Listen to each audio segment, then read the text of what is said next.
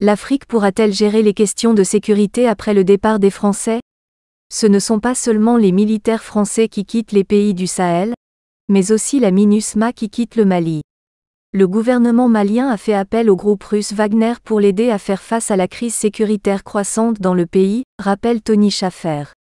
Cependant, dit-il, en l'absence de troupes françaises et de l'ONU dans le pays, il n'y a plus de contrôle sur ce que font les forces armées maliennes et leurs alliés du groupe Wagner. Il est de plus en plus évident que la sécurité humaine s'est encore détériorée et que les violations des droits de l'homme ont augmenté depuis le retrait de Barkhane et le début de la réduction des forces de l'ONU, indique M. Schaffer.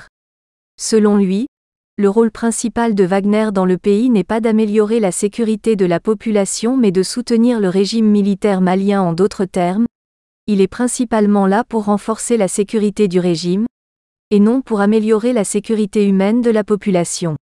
S'il est vrai que les 10 années de l'opération Serval, 2013 à 23, suivies de Barkhane, 2014 à 22, n'ont pas amélioré la situation sécuritaire dans le pays et ont même contribué à l'aggraver, on peut dire que la présence de Barkhane et des forces de l'ONU a eu un effet dissuasif sur les groupes armés dans une certaine mesure, soutient l'universitaire. Cette dissuasion n'existe plus et de nombreux éléments indiquent que la situation sécuritaire au Mali et dans l'ensemble de la région s'est détériorée en conséquence, déclare Schaffer.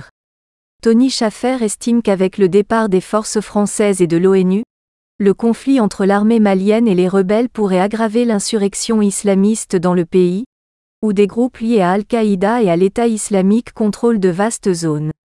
Par ailleurs, les tensions n'ont cessé de croître depuis des mois entre la CMA, coordination des mouvements de l'Azawad, dans le nord du pays et la junte, faisant craindre la fin de l'accord de paix dit d'Alger et la reprise des hostilités entamées en 2012, conclut-il.